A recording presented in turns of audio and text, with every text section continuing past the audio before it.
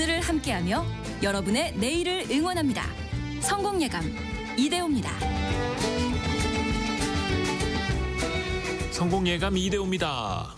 2부의 문을 열겠습니다. 7월 29일 화요일 오전 10시 5분.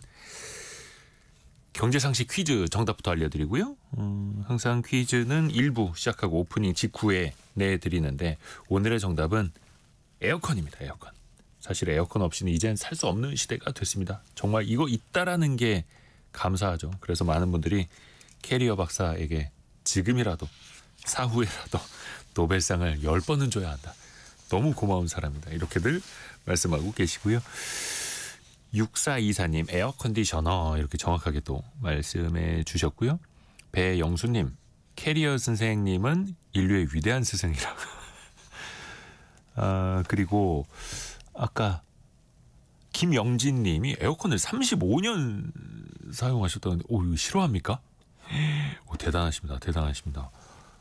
이제 막 고장이 났다고 또 바로 또 바꾸셔야겠네요. 근데 요즘에 설치기사분들이 하도 일이 많아가지고 요즘엔 에어컨을 사면은 한참 또 기다려야 됩니다. 성수기에는.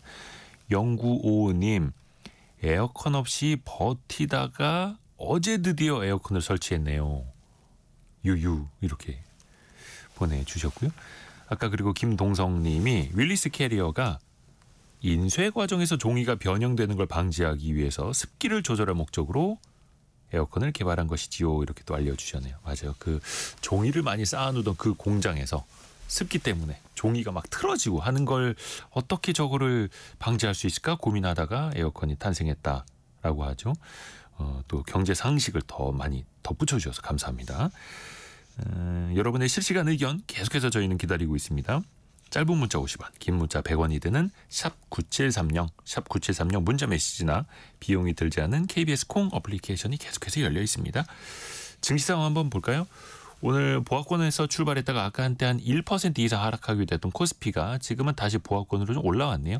3,200을 회복한 3,202를 가리키고 있고요.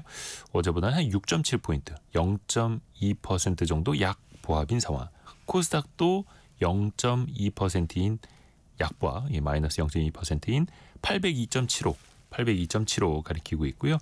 원달러 환율은 1391원, 최근에는 다시 달러가 강세, 원화가 약세로 가는 흐름 나타내고 있고요. 어제 7% 가까이 급등했던 삼성전자가 오늘은 좀 쉬어갑니다. 69,750원으로 0.9% 정도 약세이고요. 삼성바이오로직스가 1.8% 강세, 한화 에어로스페이스가 3.9% 강세. 다시 방산주가 쉬지도 않고 가고 있습니다. 조선, 방산은 거의 세트로 나날이 강세입니다. 그리고 어제 많이 빠졌던 은행 지주사들이 오늘 한 1%대 반등을 하고 있는 모습도 보이네요. 그리고 코스닥 내부에서는 오늘 바이오주가 간만에 좀 크게 오르는 것들이 몇 종목씩 눈에 띄기도 하고요. 저희가 일부에서 원탁기 기자들 K시간에 미국과의 관세 협상 이야기하면서 또 미국이 농산물 시장 더 개방하라, 쇠고기 수입도 더 많이 해라, 30개월령 이상의 소고기도 수입하라, 이렇게 또 압박하고 있다는 이야기도 잠시 전해드렸는데요. 근데 의외로 조선시대에도 우리 소를 수출했다고 하네요. 근데 또 너무 귀하니까 함부로 잡으면 막 처벌을 했다라고 하고요. 조선시대로 같이 떠나봐야죠. 역사 커뮤니케이터 이한 작가와 함께합니다. 안녕하세요. 안녕하세요. 우리 청취자분들이 이한 작가님 많이 또 기다린다고 하네요. 감사합니다. 6261님도 거의 눈 빠지게 기다리고 계셨다고. 감사합니다. 근데 지금도 우리가 소고기는 많이 비싸고 좀 고급 음식으로 치잖아요. 조선시대에도 당연히 그랬겠죠? 그렇긴 한데 가장 사람들이 흔하게 접할 수 있는 고기가 또 은근히 소고기였습니다. 아, 그래요? 예. 고기 중에서 흔했다? 왜냐하면 어느 집에서나 농사를 짓는 어느 집에서나 소가 있었으니까요. 아하. 그러니까 꼭 이게 고기의 형태가 아니라 생물의 형태로는 정말 제일 흔한 게 소였죠. 농사일을 도와주는 고마운 존재이기도 하고. 그건 뒷부분에 여쭤보고. 일단 조선시대에 소를 함부로 잡으면 이게 처벌받았다고요? 예. 당시 조선의 법전이나 대명률 같은 데에서도 소를 함부로 도살하면 곤장 100대 그리고 귀양도 보냅니다. 귀양까지 보내요? 예. 그래서 소를 함부로 잡는 거는 법률상으론 금지되어 있었기 때문에 소고기의 다른 이름이 금육이었습니다. 금지된 고기라는 뜻이었죠. 금지된 고기였어요. 소고기의 이름이. 네. 별명이었죠, 별명. 오. 근데 이렇게 금지된 이유는 역시 소가 중요해서였죠. 그 요즘 분들은 이제 상상 잘 모르겠지만 옛날에 농사 지을 때 예. 특히 쟁기 끌 때 소가 끌어줍니다. 그렇죠. 그러니까 사람이 몇 명이 잡아 끄는 것보다 소 한 마리가 끄는 게 훨씬 쉬워요. 그리고 무거운 짐도 나를 수 있고 연자방아도 돌릴 수 있고 그러니까 경운기이자 트랙터이자 그러니까 그라인더까지 되니까 그야말로 농사일의 올라운더. 그렇죠. 얘가 없으면 농사를 지을 수 없을 정도였습니다. 그러니까 지금 우리가 농기계 없이 농사 짓는 거 꿈도 못 꾸듯이 그렇죠. 예전에 소 없이 농사 짓는 걸 상상도 못했던 거죠. 그렇습니다. 그렇기 때문에 그 국가적으로 소를 키우는 걸 몹시 중요하게 여기고 네. 심지어 그 품종 개량을 한 적도 있습니다. 오. 조선시대 성종 때 저쪽 그 동남아시아 쪽에 있는 물소를 데리고 와서 우리나라랑 소랑 교배를 시켰습니다. 그러니까 좀 더 힘도 세고 그 덩치도 큰 그렇게 개량을 한 적이 있어서 그 소를 또 전국에 보냈습니다. 그래서 지금 현재 이 소의 조상이 그런 그때 조선에서 품종 개량한 소입니다. 그래요. 이 품종 개량이 현대사회 일인 줄만 알았는데 조선 성종 때도 그렇습니다. 동남아 쪽에 보니까 물소가 덩치가 더 크고 힘이 셉니다. 데려와서 그렇죠. 좀 품종을 같이 개량해 봅시다 이렇게 했던 거네요. 예. 그 전까지는 그러면은 우리네 누렁이는 약간 좀 작았던 것 같아요. 근데 이제 그 구한말 정도에 그때 이제 그 소를 봤던 사람들이 얘기한 거 보면은 조선의 소가 좀 덩치가 크고 힘이 세고 온순하다. 그렇게 기록한 게 있어요. 그 조선 후기에. 네네. 아하, 그러니까 조선 전기 때의 소랑 후기 때의 소랑 다른 거예요. 좀 그렇다고 보는데 주로 일을 하기 위한 농우였기 때문에 지금 우리가 생각하는 여러 뭐 고기를 먹기 위한 유구라든가 그 우유를 짜기 위한 젖소 쪽으로는 그런 아니고. 쪽으로는 별로 그렇죠. 좋은 사실 우리나라에 젖소가 도입된 게 몇십 년 안 됐더라고요. 그는. 예. 그 여기 구한말 끝나고 나서 그 당시에 그 일본인이나 아니면은 그 선교사들이 젖소를 홀스타인 종류를 사와서 여러 군데에서 제주도에서 키운 게 그 이시도르 목장이고 이 임실 지방에서 키운 것들도 그 임실 농장이 그때 그렇게 만들어지고 그랬습니다. 그래요. 아, 이거 뭐 질문만 하면 다 나옵니다. 이한 작가님한테. 근데 이제 백성들이야 당연히 농사일을 도와주는 소는 참 고마운 존재인데 그래도 단백질이 필요하지 않습니까? 그렇습니다. 고기가 필요하고 소고기 맛도 좀 알았을 거고. 근데 이게 법으로 아예 금지가 돼 있다. 그러니까 내 돈으로 내가 사 먹는 것도 금지였던 거예요. 근데 항상 여기에 뒷구멍이 있습니다. 그 유만영이라는 사람의 이렇게 시를 보면 예. 이런 얘기 나옵니다. 명절이 다가오니 예. 도처에 다리 부러진 소가 많기도 하구나. 소가 다리가 부러진 소가 많다고요? 이게 왜냐하면은 소를 잡지 못한 건 그 농사를 짓기 위해서지 그렇죠. 않습니까? 근데 소가 다리가 부러지면 도움이 안 되지 않습니까? 그러면은 먹어도 됩니다. 잡아먹어도 다친 소는 잡아먹어도 된다. 예. 그러니까 고기를 먹으려는 사람들이 이게 핑계를 대는 거예요. 아, 우리 소가 다리가 부러져서. 그러면서 편법으로. 잡는 거예요. 이게 조선시대 때 그 여러 가지 필요한 공문서들의 예제를 모아놓은 템플릿을 모아놓은 그 유서필지라는 책이 있거든요. 템플릿이라고 하니까 재밌네요. 예. 근데 그 중에 한 페이지가 그거예요. 다리 부러진 소 처리하기. 아, 그게 예. 문서에 이렇게 매뉴얼로 있어요? 예, 매뉴얼로. 그 매뉴얼을 딱 읽어보면 그렇게 돼 있어요. 우리 소가 열심히 땔감을 나르다가 네. 빙판길에 넘어져서 다리가 부러졌습니다. 그래서 어쩔 수 없으니 도축하겠다는 것을 허락해 주십시오. 라는 그게 있어요. 근데 그게 진짜 빙판길에서 다친 건지 예. 아닌지는 그거는 그 사람은 모르지만 알겠죠. 얼마나 많은 사람들이 그 템플릿을 썼으면 그게 있겠어요. 아하, 근데 이게 뒤집어서 보면 육으로 좀 쓰고 싶어도 그러니까 고기로 좀 삼고 싶은데 그게 법적으로 금지가 돼 있으니 빠져나갈 구멍 하나는 있었다라는 거고. 그렇죠. 뭐 이용한 사람도 좀 있었겠죠. 예, 그래서 그리고 사람들이 조선에서 소를 정말로 많이 키웠습니다. 예. 조선 초기만 하더라도 소가 전국에 3만 마리밖에 안 됐다고 추정이 되는데요. 18세기에만 100만 마리가 되고 1930년대 즈음에는 133만 마리가 되고 참고로 2010년에는 268만 마리를 키우고 있습니다. 근데 조선 초기에는 3만 마리 예. 밖에 안 됐었는데. 아무래도 전쟁이라던가 그것도 있고 당시 고려가 또 불교의 나라였다 보니까 소를 그렇게 많이 먹지는 않았던 것 같기도 합니다. 근데 조선 후기에는 뭐 100만 마리를 예. 넘어섰다. 그렇고요. 근데 이제 소고기는 전반적으로는 금지된 고기. 다리가 부러지면 먹을 수 있다. 네.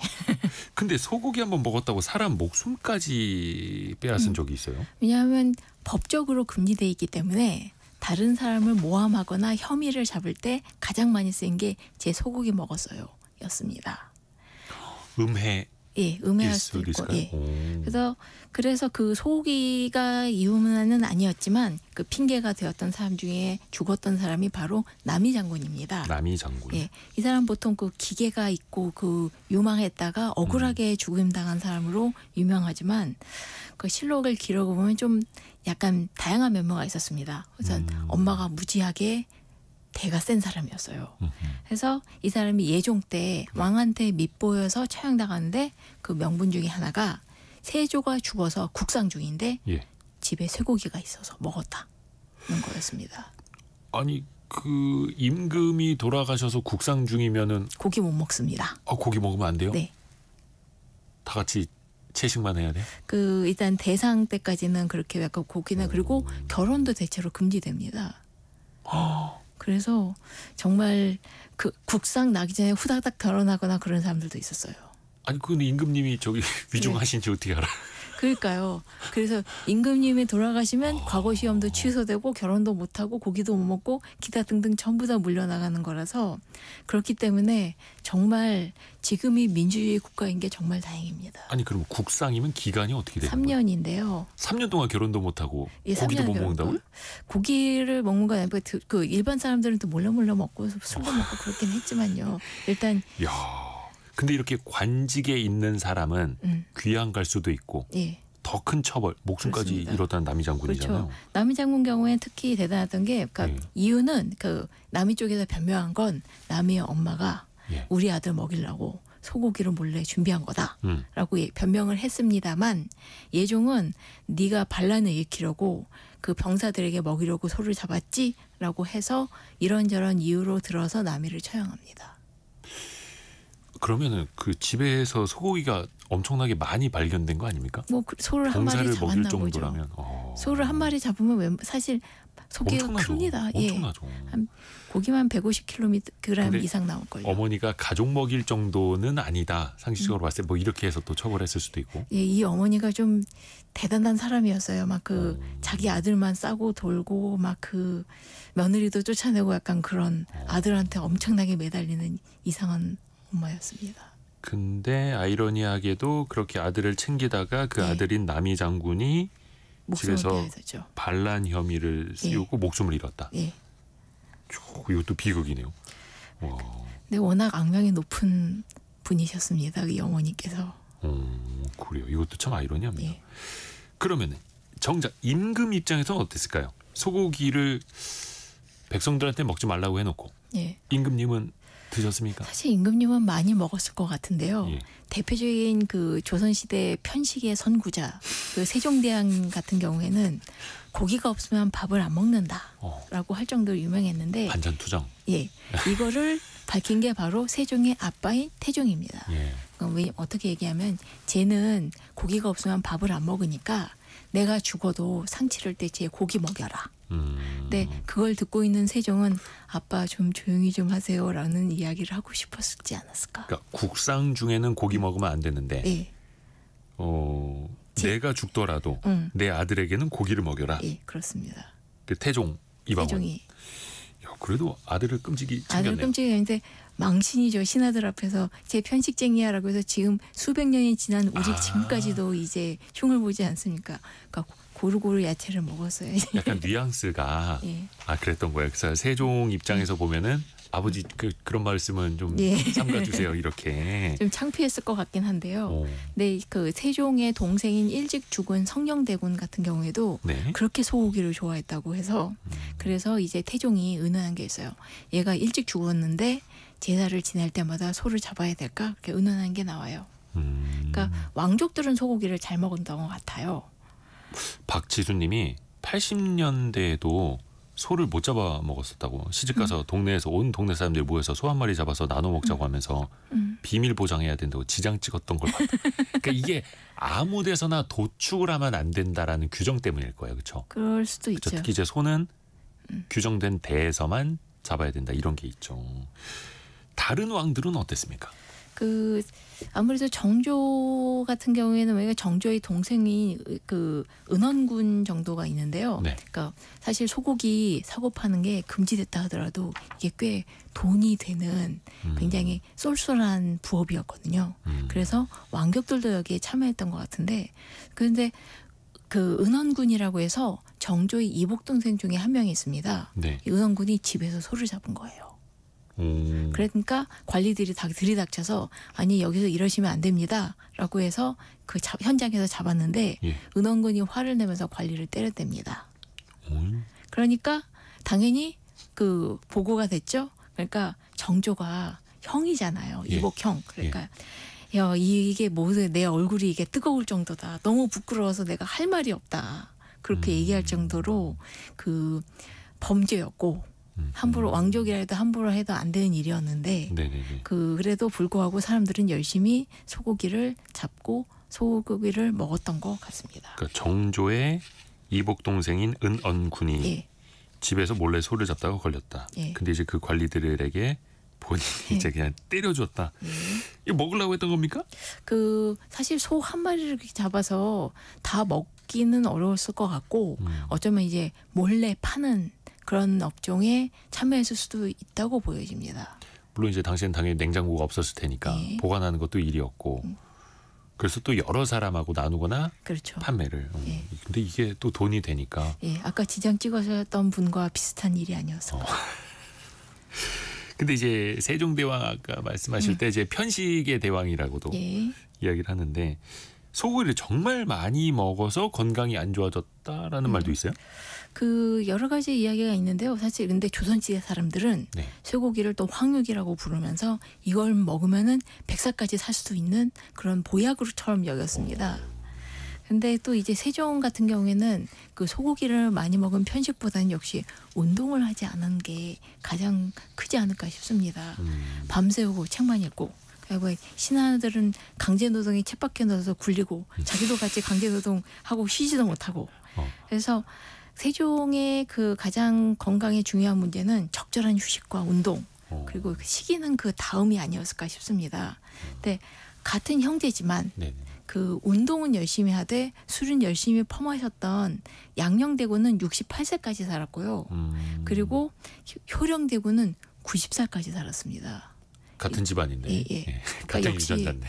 가장 큰 문제는 이게 스트레스가 아니었을까 싶어요. 그러니까 운동을 해야 된다. 그러니까 근데 사실 뭐 조선시대 양반들은 뭐 뛰지도 않았다라고 하는데 이때 뭐 운동이라고 해도 뭐 말타기, 뭐 활쏘기. 그것도 충분히 격렬한 운동입니다. 사실 말 타고 격렬하게 뛰면 몸이 막 흔들리기 때문에 그럼요. 체력 없으면 못 타요. 근데 세종대왕은 그조차도 안 했죠. 안 해서 고기만 좋아하시고. 예. 그러면은 소고기를 언제부터 먹는가도 봐야 하는데 이게 의외로 또 아까 말씀하신 걸로는 소고기가 또 흔했다라고도 말씀을 하셨거든요. 이게 그 아마도 소는 키우는 순간부터 먹긴 했을 겁니다. 왜냐하면 이제 그 옛날에 먹게 특히 원시시대로 갈수록 귀해지니까요. 근데 고려시대만 하더라도 그 불교 나라였기 때문에 도축 금지령을 몇 년씩이나 내립니다. 그런데 고려는 어쩌다 보니 이 세상에서 가장 강력한 육식 문화권에 영향을 받게 됩니다. 고려가요? 아니, 예, 바로 지상 최강의 정복 민족인 몽골이었죠. 네. 그 몽골은 정말 유목 민족이기 때문에 고기를 먹고 살거든요. 그래서 맨 처음에 고려의 원종한테 소를 6,000마리 바쳐라 라고 얘기를 했는데 당시 고려 안에 그만한 소도 없었습니다.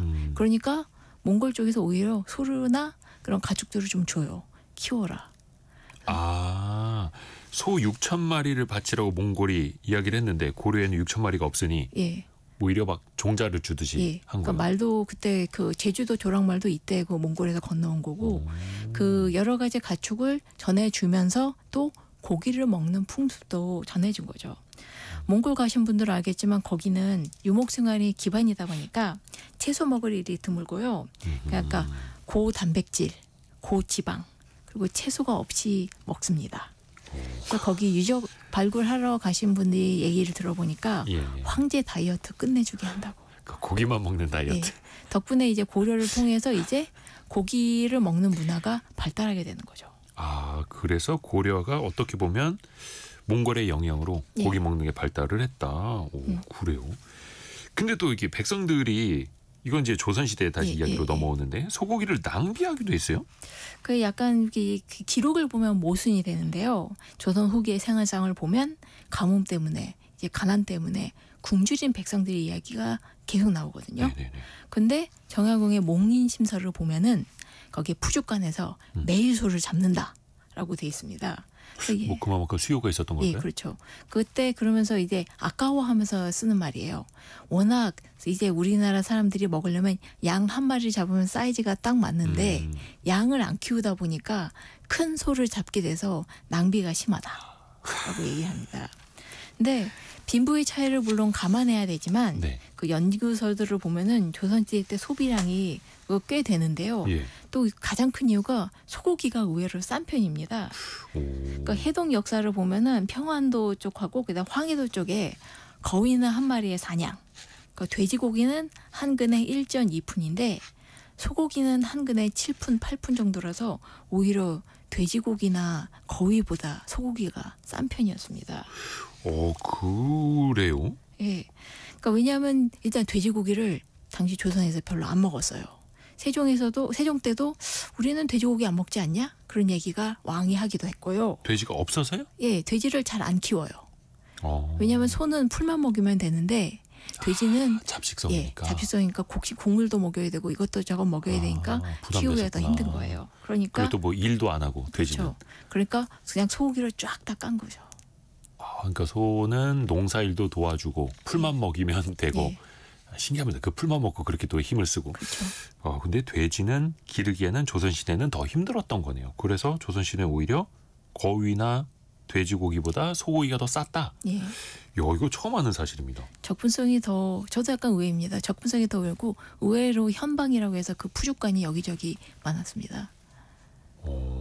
푸죽간이 예, 많았다. 심지어 관나 쪽에서 아예 대놓고 고기 파는 일을 하기도 했어요. 관리 쪽에서 금육인데도. 그러면 예를 들면 뭐 지자체 차원에서 예. 금지된 소고기를 지자체 차원에서 팔고 있었다? 그렇죠. 이런 그래서 거요? 왜냐하면 그게 돈이 되니까. 그러니까 사실 소가 돈이 된다라는 건 왜 예전에 소 키워서 대학 보낸다, 그쵸. 자녀 대학 예, 보낸다 예. 이런 말이 있었잖아요. 그러면은 조선 시대는 이게 소를 키워서 꽤나 좀 돈을 만졌을까요? 그 사실 지금처럼 아주 그 거대한 그 소를 이제 키우는 그런 시스템은 없었던 것 같은데 소시장은 틀림없이 있었고요. 그리고 소는 농사의 필수품이었기 때문에 어느 집에나 있었습니다. 그렇긴 한데 이제 조선시대 때 그 소송 기록 중에 하나 재미난 게 있는데요. 네. 어느 집이 너무 가난해서 소가 없는 거예요. 그러니까 농사를 지을 수 없으니까 이웃집에 있는 소를 빌려옵니다. 이걸 대우라고 해서 그런 게 있는데요. 농사 지으려고. 예. 근데 이 집에 빚이 맞으니까 빚쟁이가 와가지고 이 집에서 소로 농사 짓고 있으니까 소를 덜컥 가져가 버립니다. 남의 집 소인데. 우리 집 소가 아닌데. 네네. 그러니까 채무 때문이긴 한데 소 빌려준 사람은 날벼락을 당한 거예요. 아니 이게 그러니까 우리 집에 농기계가 없어서 예. 옆집에서 트랙터 빌려와서 농사 짓고 있는데 내가 빚진 거 있다고 갑자기 빚쟁이가 남의 집 트랙터를 끌고 와버린 거잖아요. 그렇습니다. 그렇게 되니까 실제로도 이렇게 빚 갚으라고 해서 소 끌고 가는 일 꽤 많았어요. 그러니까 이제 그 사람이 그 사연을 적어서 소송한 거죠. 이렇게 하면 우리 소가 없으면 농사를 지을 수 없다. 그러니까 그 당시 답변이 이거였습니다. 아니 소가 없으면 농사를 지을 수 없는데 이건 너무 심하다. 빨리 소 돌려줘라. 라고 그런 판결이 나왔었습니다. 판결로. 예. 그리고 이제 농민들의 경우에는 이제 소 하나 겨우 키우는 정도여서 이거를 처분하면 진짜로 큰 돈 쓰는 거였고요. 그 다음에 이제 국가 같은 경우에는 농장이 있죠. 지금 성동구에 있는 서울숲이나 예. 여의도에는 국가의 그 목장이 있었고 여기서 소나 말들을 대량으로 키웠습니다. 조선시대요? 예. 이 자리가? 네. 지금 저희 있는 여의도가 그렇습니다. 소 목장이었어요? 네. 이야. 성동구 서울숲 자리도 예. 국가의 목장. 예. 신기합니다. 거기서 우리가 지금 이 방송을 하고 있습니다. 이한 네. 작가와 함께. 또 이게 소 고기로 따지면 제사상에도 빠질 수 없지 않았을까요? 그렇습니다. 소고기는 그 유교의 나라 조선에서 정말 빠질 수 없는 중요한 의미가 있었는데요. 조상을 위한 제사상이네. 소고기는 빠져서는 안 됩니다. 그래서 이제 지금 명절 때 제사상엔 갈비찜이 올라가지만 정통 유교 제사에는 생고기를 올립니다. 생고기를요? 예. 오. 그렇기 때문에 이제 그 금육이라고 하지만 소고기한테 중요한 두 가지 조건이 있습니다. 제사의 필수품이고 예. 그리고 나라의 내일을 담당하는 중요한 사람들은 고기를 먹여서 보양을 해줘야 된다. 그래서 지금 해화에 있는 그 성균관 일대는 네. 소를 잡는 것이 특별하게 허락되었습니다. 오, 성균관대에서는요. 예, 성균관 그때는 성균관이었죠, 그냥. 그렇죠. 예, 왜냐하면 여기는 공자를 비롯해서 유학자들을 모신 그 사당이 있었기 때문에 여기에 제사를 바칠 쇠고기가 필요했고, 아하. 거기서 공부하는 학생들에게 쇠고기를 먹여서 몸을 튼튼하게 해서 그 나라의 인재를 키워야 되기 때문에 그래서 거기는 소고기가 허락됐어요. 그러면 이제 사당이 있으니까 늘 제사를 지내고 예. 거기에 소고기를 올리고 그 소고기는 결국 이제 유생들이 먹었겠죠. 예. 좋았겠네요. 그렇죠. 그 한 달에 한두 번씩 그 고기를 주는 날이 있었습니다. 오, 소고기를. 성균관에. 예. 혹시 성균관 내에서도 도축을 했을까요? 그건 아니고 그 성균관 내는 아니고 그 성균관 주변에 있는 사람들이 특별한 신분한 사람들이었는데 네. 이 사람들을 반인이라고 합니다. 그러니까 백정 같은 거예요? 예, 백정 겸 그다음에 성균관의 메인 몸이라서 성균관의 일을 돕게 되어 있어요. 굉장히 특수한 신분의 사람들이었습니다. 아마 뿌리 깊은 나무나 그런 사극에도 나오니까 아마 익숙하실 거예요. 도축도 하고 성균관 일도 하고. 근데 이제 고기를 잡아다가 성균관에다가 공급을 해주는 예, 역할. 그것도 합니다. 오. 그래서 이 사람들은 그 고기를 잡아서 그 서울 곳곳에 있는 푸주간에서 고기를 팔 수 있었습니다. 아, 신분상. 예. 그러니까 토를 잡는 것도 가능하고 파는 것도 가능했던 특수 신분이에요. 그래서 이 당시에 그 푸주간은 현방, 고기를 매달아 놔서 그 매달 현자를 써서 이 현방이라고 했는데 당시 서울에 24곳 아니면 20곳 정도가 있었다고 합니다. 즉 돈만 있으면 소고기를 살 수 있었다는 얘기입니다. 아, 고기를 내걸어서 현방. 예. 그러니까 요즘에는 정육점에 예. 그렇게 이제 돼지나 소를 반 예. 갈라서 매달아 놓는 풍경이 별로 안 보이잖아요. 저는 요즘도 봤어요. 아, 그래요? 예. 요즘에 그래도 이렇게 작게 이렇게 썰어 놓고 팔고 포장해서 팔고 하는 것들이 많기는 한데 예. 예전엔 그렇게 내걸어 놨기 때문에 예. 현방. 예. 또 푸주간이라고도 부르잖아요. 그렇죠. 이게 푸주하고 간을 합친 건데 그 포주라는 말에서 유래했습니다. 포주라는 예, 말에서. 이것도 재밌습니다. 그 어르신들은 아마 많이 예전에 쓰셨던 표현일 텐데 저 어릴 적에도 동네에서 소 잡는 날이라고 맞습니다. 하면 예. 거의 동네 축제처럼 벌어졌거든요. 그렇죠. 그래서 어머니가 막 소 간, 예. 육회거리 이런 거 받아오시고 예. 왜냐하면 소 창자가 빨리 상하기 때문에 빨리 먹어야 돼요. 싱싱한 거. 예. 그날. 그러니까 그 창자가 특히 빨리 상합니다. 조선 시대에도 그러면은 이런 게 어떻게 뭐 행사처럼 있었을까요? 예, 그러니까 몽빈 침서를 보면은 예. 그 푸주간이 매일 소 한 마리를 잡는다라고 되어 있고요. 그다음에 그 1899년 경기도 포천 지역에 푸주간을 하고 있는 사람이 네. 낸 소장이 있는데 여기 보면 이 동네가 가난해서 한 달에 겨우 소 2마리 잡는다라고 되어 있습니다. 근데 그래서 이제 세금을 깎아달라라는 내용이었는데 비록 그 동네가 가난하다 하더라도 그래도 소고기 수요는 있긴 있었다는 얘기죠. 그래서 그리고 또 정말 그 약간 그 소문도 있겠지만 소고기를 정말 많이 먹은 사람은 뭐 하루에 소 3마리 잡았다, 9마리 잡았다 그런 이야기는 있거든요. 그 동네 수요가 많아서. 아니면 그냥 자기가 먹으려고. 그러니까 약간 소문이에요. 에이, 어떻게 하루에 3마리씩 잡아먹습니까? 근데 여기에 또 우리를 실망시키지 않는 네. 폭군 연산군 같은 경우에는 연산군이 또 나와요? 예. 자기가 소고기 먹으려고 우군법 그 도축을 금지한 걸 폐지하고 하루에 소 10마리씩 잡아댔다고 합니다. 물론 연산군이 하루에 소 10마리를 먹진 못했을 거고. 근데 그 당시 조선시에서 가장 귀한 소 부위가 소의 심장이거든요. 아, 특정 부위를 예. 먹으려고? 네. 가능성이 있습니다. 하기사 왜 저는 소 머리부터 꼬리까지를 생각을 했지? 그 부분은 물론 옛날 사람들 다 먹었지만 조선 사람들이 제일 좋은 부위라고 하는 건 그 심장 하나뿐이었거든요. 소의 심장고기요? 예, 저도 약간 특이한데 우심적이라고 해서 이제 꼬치에 꿰어서 구워 먹는 게 가장 별미다라고 허균도 얘기했습니다. 그 요즘에도 있나 모르겠네. 잘 모르겠어요. 요즘에 뭐 소 간 뭐 이런 그렇죠. 거는 있어도 심장은 좀 질릴 것 같은데 소의 심장. 그렇습니다. 야, 근데 특정 부위를 먹기 위해서 하루에 10마리씩 소를 예. 잡았다. 그럴 수도 있을 거. 연산군이라면 가능할 것 같아요. 그 사람이라면 뭐든지 가능할 것 같아요. 딴 사람도 아니고 연산군이라니까. 예.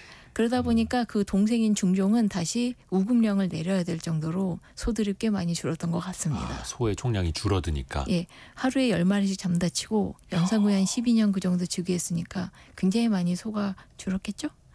그래서 영조 51년인 그 1775년 이현운의 상소에서는 조선에 하루에 소가 1000마리 도축된다고. 그래서 특히 명절날에는 더 많이 도축돼서 1년에 40만 마리가 도축된다는 이야기가 있는데요. 그러니까 어느 정도 과장이었겠지만 실제로 그만큼 소를 많이 잡고 먹었던 것 같습니다. 이정옥님이 우리 동네 정육점에도 매주 금요일 소 잡는 날 이벤트 하고 있어요. 그럴 때 또 신선한 고기 들어온다고 예. 하고 좀 싸게 팔기도 하고. 이재정님이 한때 식육업계에 종사하셨었다고. 이한 작가님 잘 알고 계시네요. SNS 하시면 좀 알려주세요. 그리고 4669님 전설의 고향 보면 소 간, 소 심장만 쏙 빼먹는 거 있었다고. 구미호였나? 아니요, 그 여우구슬의 여우누이입니다. 그래서 소 간을 보통 빼먹죠. 별거 다 아시네요. 정말 뭐 여쭤보기만 하면. 그래서 이거 하나 여쭤봐야겠다. 아까 4938님 정말 순수하게 궁금해서 여쭤보는 건데요.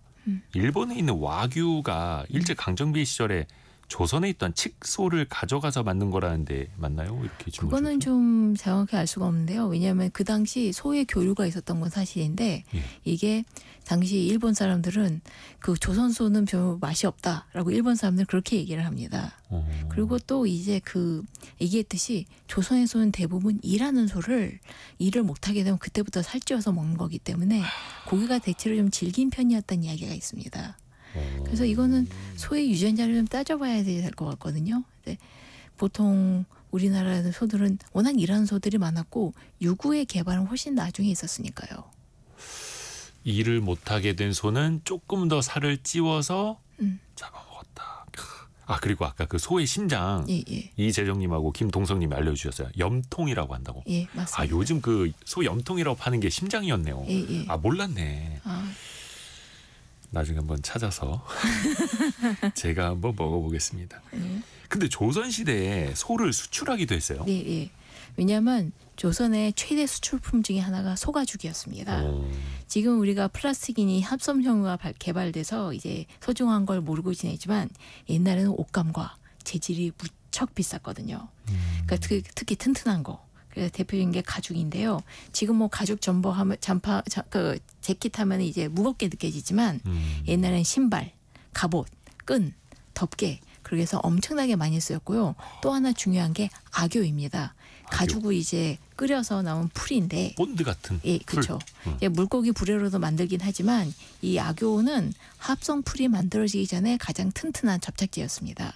그래서 이 악교를 어디다 쓰면 활 붙일 때 그렇게 쓰기 때문에 그리고 가죽도 그렇거냐 중요한 군수 물자였죠. 소 뿔도 중요합니다. 우리나라에 각궁이 있죠. 소 뿔을 이렇게 뒤집어서 만든 활.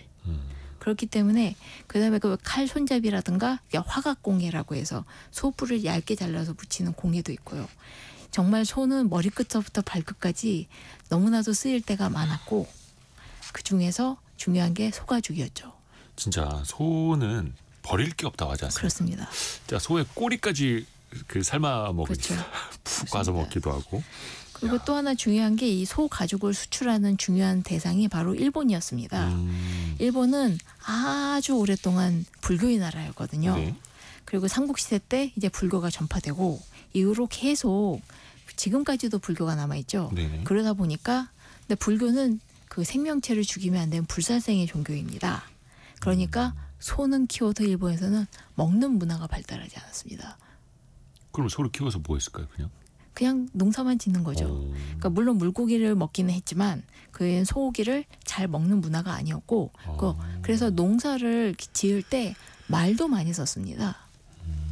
그래서 이 당시 그 일본이 개항하고 난 다음에 그 미국인이나 그런 외국인들이 와서 남긴 기록을 제가 한번 본 적이 있는데요. 네네네. 주변에 농사짓던 일본인들이 소가 죽었다 그렇게 얘기하면 하더래요. 네네. 그래서 자기 생각은 조금 소 먹겠지라고 생각하는데 안 먹더랍니다. 그래서 왜 소를 안 먹지? 그래서 되게 이상하게 생각하면서 남긴 기록이 있어요. 약간 요즘에 그거 아닙니까? 그 유럽에서 어떤 이상 기후 때문에 꽃게 엄청 잡히는데 예. 그 안 먹고 버린다고 하는 거 그렇죠. 우리 이해 못 하고 있는 고사리 것처럼. 안 먹고 그다음에 이제 그 저쪽 그 저 맛있는 걸 왜 안 먹지? 그렇죠. 정말 그 당시에 일본 사람들이 소고기를 안 먹는 걸 보고 정말 이거는 이상할 수밖에 그쵸. 없었네요. 우리는 없어서 못 먹는데. 그렇습니다. 그러면 소고기를 수출한 게 아니라 소 가죽만. 예, 그렇습니다. 그러니까 소를 먹지 않았지만 가죽이나 악교 같은 부산물은 필요했기 때문에 조선은 아주 신나게 소가죽을 일본에 팔아왔습니다. 그러니까 당시 그 소가죽을 일본에 수출하면 좋은 데가 바로 그 동래, 그러니까 경상도 쪽입니다. 그래서 이 일본과의 외국과의 교류는 아무래도 중국 쪽으로 오가는 사신이 잘 알려져 있지만 일본 쪽으로 사신과 그 무역에 오가는 왕래도 만만치 않았는데요. 이 중 소가죽의 수출은 엄청난 규모였다고 합니다. 그래서 아까 얘기했던 1년에 20만 마리에서 40만 마리 정도의 소가 도축되었는데 그 상당수가 경상도였습니다. 그러니까 수요가 많이 있었으니까. 그래서 1874년에 조선이 일본으로 수출한 내역이 있는데 6개월 분량만 남아있거든요. 근데 이 당시 압도적으로 많은 양을 차지한 게 소가죽인데 14만 6,688장을 팔았습니다. 6개월 동안요? 예. 소가죽 14만 6천여 장이면 예. 14만 6천여 마리란 예. 뜻이에요. 아무래도 소가죽 통가죽으로? 반으로 나누지는 않았을 것 같습니다. 통가죽으로? 예. 아주 러프하게 통계를 하면 1년에 25만 장 가까이 팔린 거죠. 이게 사실 우리나라가 그 가죽 강국입니다. 예, 예. 왜 이탈리아산 소가죽 뭐 유명하잖아요. 그렇죠. 근데 우리나라 거 품질도 그렇고 굉장히 뛰어나요. 예. 그래서 요즘에 그 고급 차라든지 예. 왜 이제 고가품 가방 같은 데 들어가는 가죽 보면은 우리 소가죽 많이 쓰입니다. 조선시대 때부터 이게 발전해 그쵸. 왔던 거네요. 그렇죠. 그래서 이제 소 가죽 말고도 소뼈나 힘줄, 뿔, 발톱 같은 것도 다 함께 일본에 갖다 팔았습니다. 아, 소 발톱까지요? 예. 왜냐면 소 발굽도 팔더라고요. 제가 목록에 나와 있어서 어디다 쓰는 거지라고 생각하지 했는데. 소는 버릴 게 없네요. 그렇습니다. 소 발톱까지도 수출을 했다. 예. 그러면 일본 사람들은 고기는 안 먹고 예. 소 가죽, 뭐 힘줄, 뿔, 발톱까지 수출했다면 남아 있는 고기는 어떻게 합니까? 아, 버리지 않죠. 버릴 수 아깝잖아요. 예. 먹어야 됩니다. 어떻게 먹었을까요? 다 먹어야 됩니다. 그래서 지금 우리나라 그 장례식장에 가면 대표적인 메뉴가 육개장이지 않습니까? 육개장. 예. 근데 육개장이 워낙 역사를 따지면은 원래는 개고기를 그 재료로 했던 게장이었습니다. 그냥 게장. 예. 그랬는데 여기에 소고기 육자를 재료로 썼으니까 육을 붙여서 육개장이 되었습니다. 근데 이 육개장이 바로 그 어디서 시작되냐면 대구입니다. 대구요? 대구시요? 예. 1929년에 별건곤이라는 잡지를 보면은 이 육개장을 소개하면서 이게 대구의 특산 요리다라고 얘기가 돼 있어요. 그래서 육개장과 다른 이름을 대구탕이라고도 합니다. 그러니까 지금의 생선 대구탕이 아니라 예. 대구 지역에서 먹을 수 있는 육개장이 예. 당시의 대구탕이었다. 그러니까 대구에서 만들어진 요리, 오. 대구의 특선 요리라고 한 거죠. 그게 그렇게 유명했다는 예. 거죠. 대구에서 쇠고기를 써서 만든 요리인 건데 또 하나 대구의 특별한 요리가 뭉튀기라고 있습니다. 예. 혹시 아실까 모르겠는데 이건 육회 같은 거. 예. 대구 분들한테 얘기하면 되게 반가워하시더라고요. 그러니까 신선한 쇠고기를 그쵸. 그 뭉텅이로 잘라 먹는 건데 쇠고기가 정말 신선해야만 먹을 수 있는 겁니다. 그러니까 그만큼 대구에서 많이 소를 잡았다는 얘기죠. 왜냐하면 대구에 그쵸. 경상 감형이 있었거든요. 아, 거기에 큰 푸죽간 같은 게. 그러니까 우선 그 관청이 있으니까 거기서 주도적으로 이제 소를 잡는 거죠. 신나게. 오. 아, 신나게. 왜냐하면 외국의 수출을 위해서 돈을 벌기 위해서니까. 이게 조금 이제 잔인하긴 합니다만 그래도 예. 이제 먹는 거고 또 수출도 되니까 신나게 잡았다. 예. 그래서 뭉티기도 대구 지역에서 제일 유명했고. 예, 그렇죠. 그래서 무수한 소들이 그 대구에서 세상을 하직했고 남은 부산물들은 사람들이 열심히 먹다 보니까 대구에서 이제 소고기 요리가 발달하게 된 거죠. 이 재정님이 우시장 가면 서로 자기 동네 소가 제일 맛있다고 한다고. 그러면 해외에서는 어땠을까요? 반응이. 조선의 소고기가 맛있다고 막 소문났을까요?